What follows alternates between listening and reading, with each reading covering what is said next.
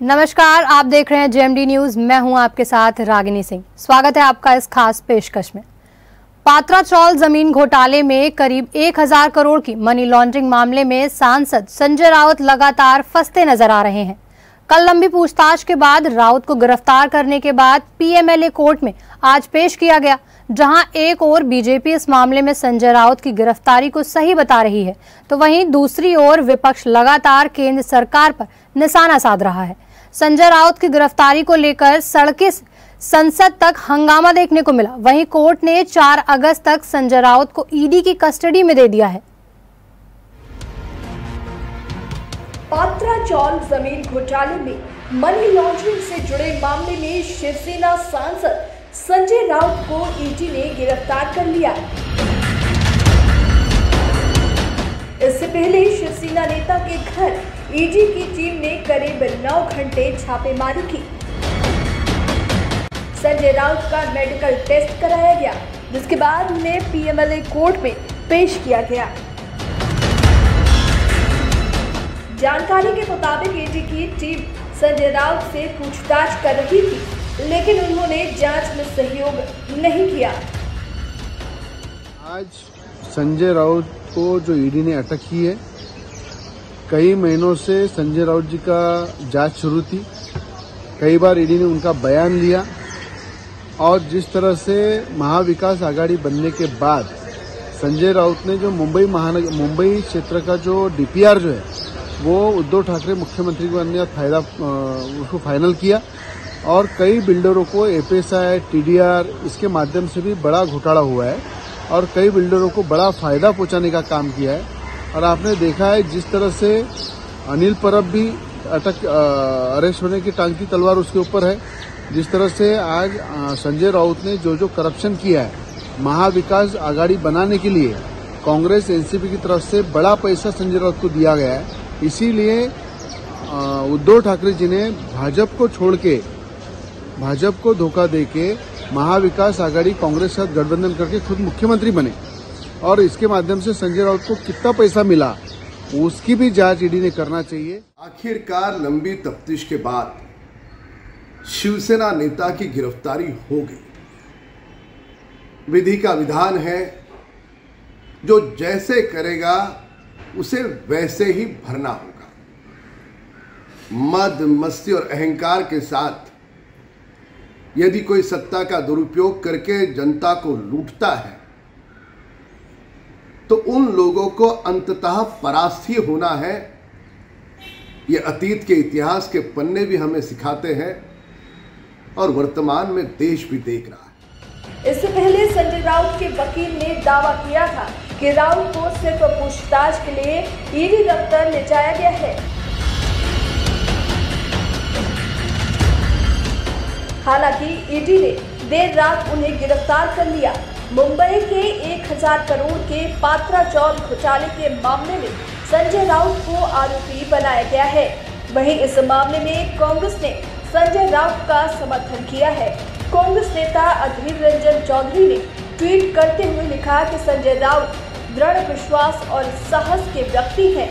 हम संजय राउत के साथ हैं।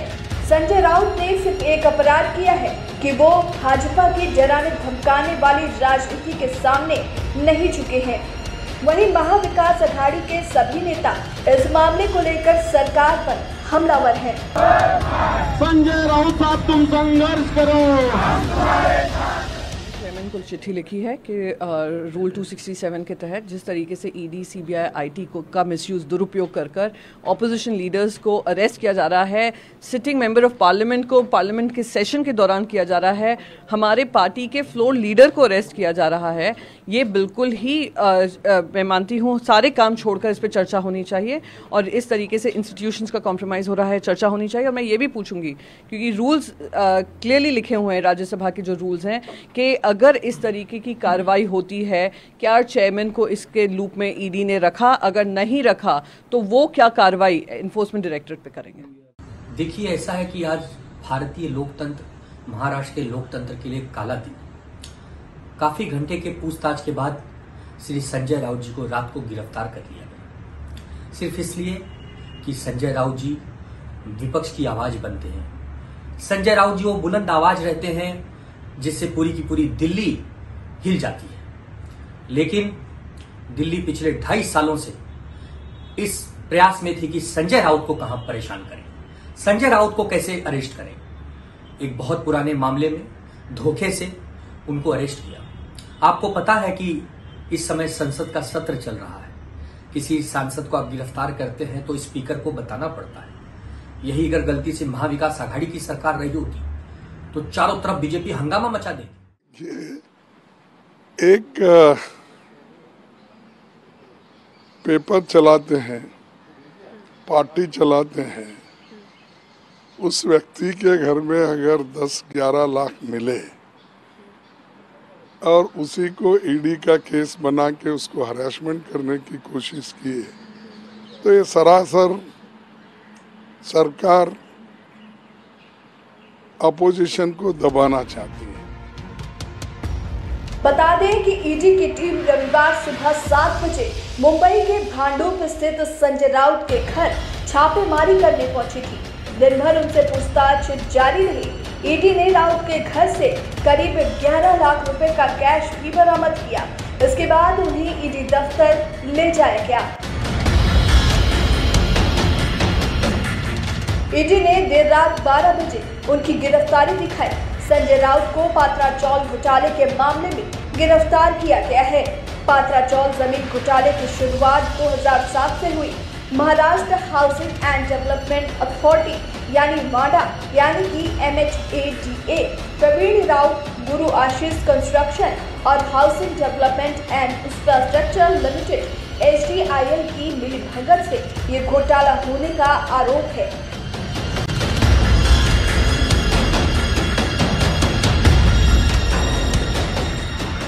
2007 में माडा ने पात्रा चौल के रीडेवलपमेंट का काम गुरु आशीष कंस्ट्रक्शन को दिया। ये कंस्ट्रक्शन गोरेगांव के सिद्धार्थ नगर में होना था। माडा की 47 एकड़ जमीन में कुल 672 घर बने हैं। रीडेवलपमेंट के बाद गुरु आशीष कंपनी को 3500 से ज्यादा फ्लैट बनाकर देने थे। माडा के लिए फ्लैट्स बनाने के बाद बची हुई जमीन को प्राइवेट डेवलपर्स को बेचना था। 14 साल के बाद ही ईडी ने लोगों को फ्लैट बनाकर नहीं दिए। ईडी ने बताया कि 2010 में प्रवीण राउत को इक्विटी बिक्री और लैंड डील के लिए 95 करोड़ रुपए मिले थे। हालांकि कंपनी इस प्रोजेक्ट को पूरा नहीं कर पाई थी। कुल मिलाकर प्रवीण राउत, राकेश वधावन और सारंग वधावन ने रीडेवलपमेंट प्रोजेक्ट के नाम पर करोड़ों रुपए हेरफेर किए। वहीं संजय राउत की गिरफ्तारी के बाद सड़क से संसद तक हंगामा भी देखने को मिला। Special desk JMD news.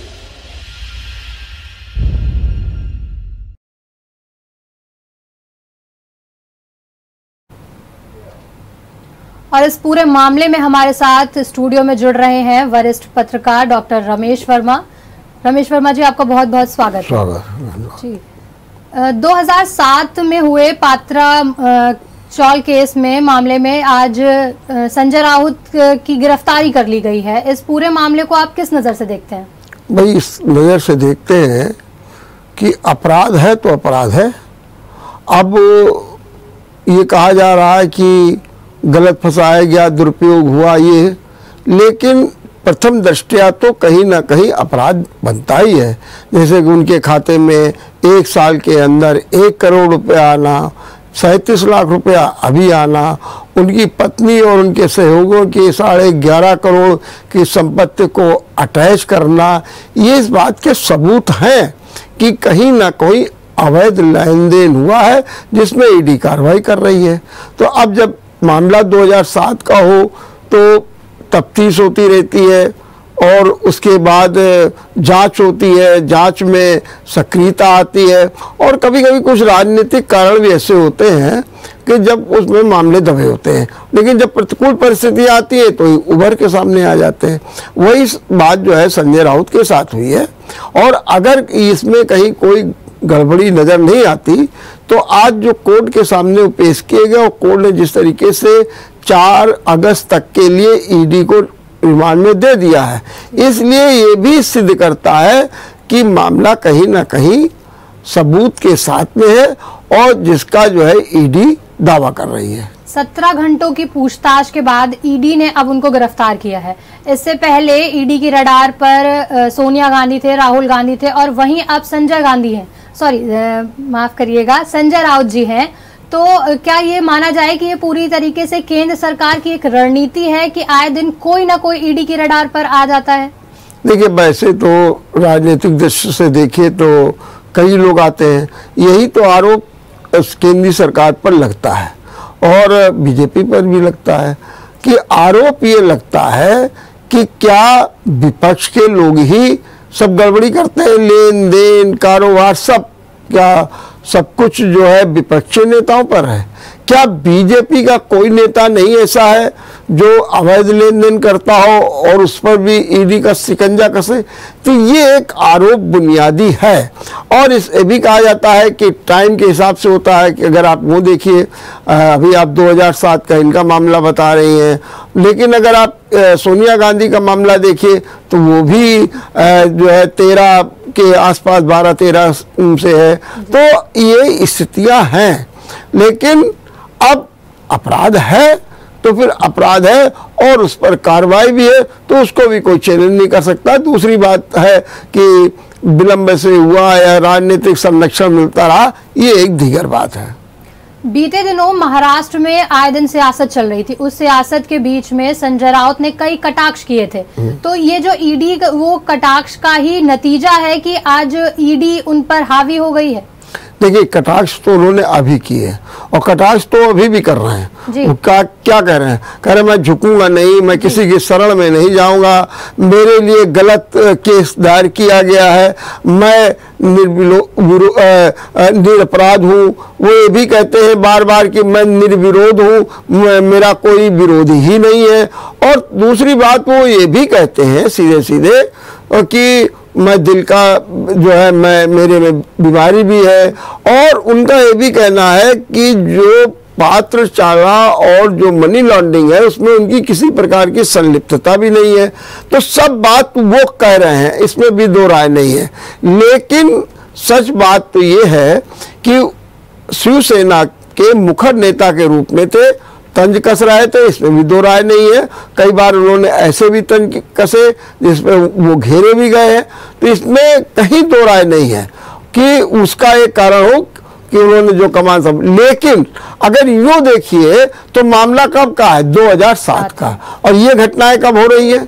आप देख रहे हैं अभी हाल में हुई है, तो उसको उससे नहीं जोड़ा जा सकता। लेकिन हाँ, जो विरोधी है, जो प्रतिद्वंदी कुछ भी कर सकते हैं, इसलिए इनको एक मौका मिला कि हमारे साथ जो है अन्याय हो रहा है। कटाक्ष तो अभी किए जा रहे हैं, लेकिन ये मामला 2007 का है, तो इससे पहले ये मामला क्यों नहीं खुला? ये कहने का मतलब है कि केंद्र सरकार अभी ही क्यों ईडी को लेकर आई, इस तरीके से माना जा रहा है इस पूरे मामले को। हाँ, तो इसमें एक बात ये भी हो सकती है कि अभी तक शिवसेना और बीजेपी में गठबंधन था जी। सरकार बीजेपी की थी, ऊपर भी बीजेपी थी, तो सब तरफ बीजेपी का बोलबाला था। तो स्वाभाविक है कि ये भी कहा जा सकता है कि वो फाइल को दबा दिया गया। लेकिन जब बीजेपी का और शिवसेना का नाता टूटा तो उसके बाद जिस तरीके से शिवसेना में विस्फोट हो गया, उसके बाद जो संजय राउत की भूमिका थी उसको देखते हुए उनकी घेराबंदी की गई, ऐसा भी आरोप लग रहा है। तो कहीं ना कहीं ये माना जा सकता है कि उनके गठबंधन और जो ये महाराष्ट्र में सियासत चली है उसको लेकर ये ईडी आज सामने आई है। वहीं एकनाथ शिंदे ने ये कहा है कि अगर संजय राउत इसमें आरोपित नहीं है, अगर उनके पास कोई भी ऐसा इस पूरे मामले में उनके ऊपर नहीं लगता है, तो फिर वो इस चीज से डर क्यों रहे हैं, इस पूरे मामले में सामने क्यों नहीं आ रहे हैं खुल के, ये चीजें उन्होंने बोली हैं। तो कहीं ना कहीं महाराष्ट्र सियासत इसमें एक बहुत बड़ा अहम रोल निभा रही है।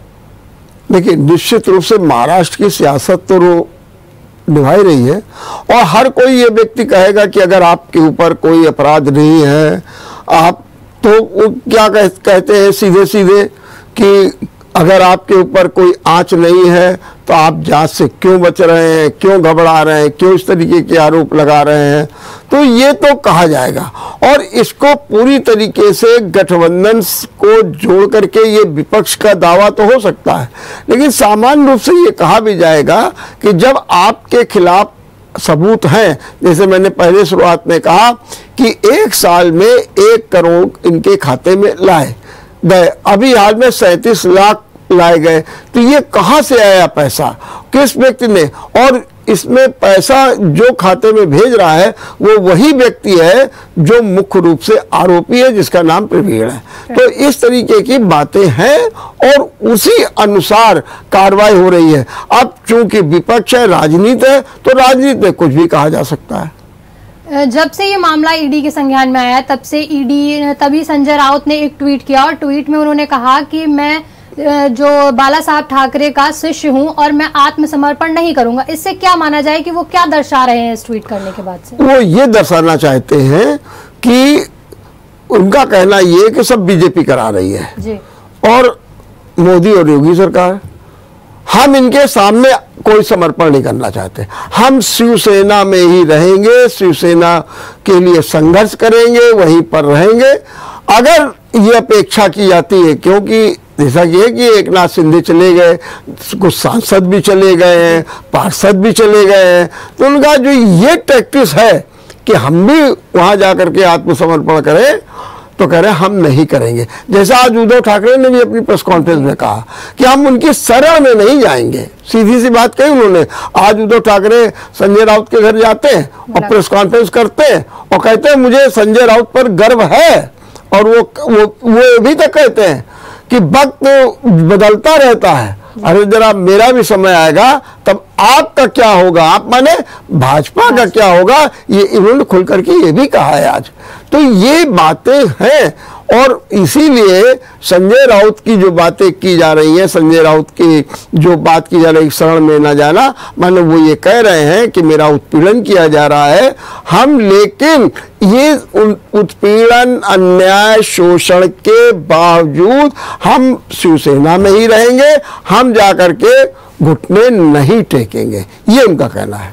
तो उनके इस कहने से ये माना जा सकता है कि बीजेपी जो है उनको कहीं ना कहीं तोड़ने की कोशिश कर रही है, शिवसेना से अलग करने की कोशिश कर रही है। तो वहीं उद्धव ठाकरे आज उनके घर गए थे, उन्होंने उनके घर वालों से मुलाकात करी और उन्होंने भी सेम यही चीज बोली, जैसा कि आपने बताया कि उन्होंने कहा कि वो झुकेंगे नहीं, वो लड़ते रहेंगे आखिरी दम तक।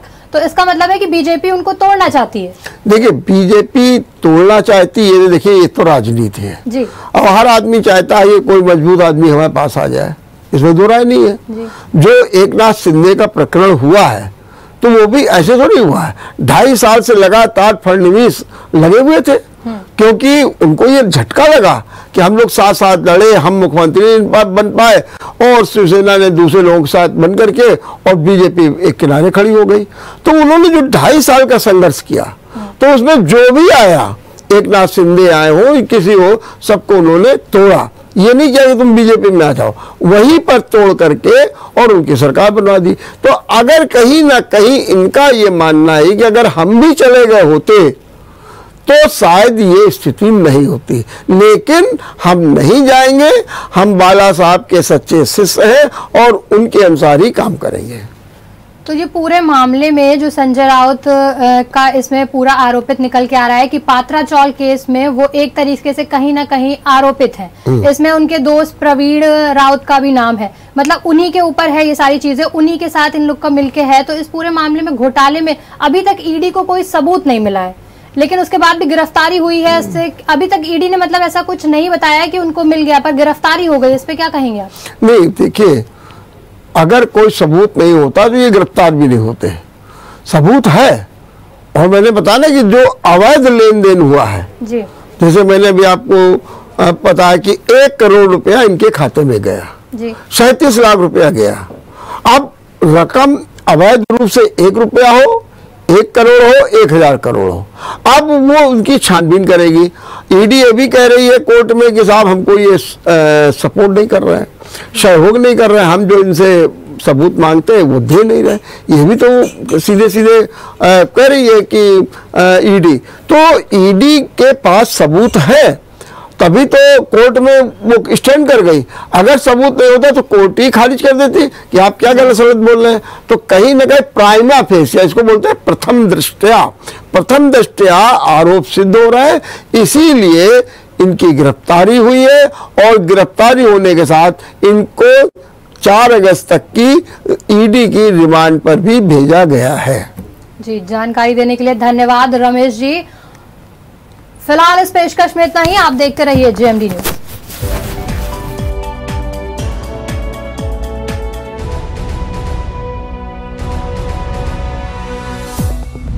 अगर आपको हमारा वीडियो पसंद आया हो तो हमें लाइक करें, सब्सक्राइब करें और ज्यादा से ज्यादा शेयर करें और हाँ, बेल आइकॉन दबाना ना भूलें ताकि हर खबर का अपडेट आप तक पहुंचे तुरंत। आप हमें इंस्टा, ट्विटर और फेसबुक पर भी फॉलो कर सकते हैं। हमारी आईडी है @JMD News।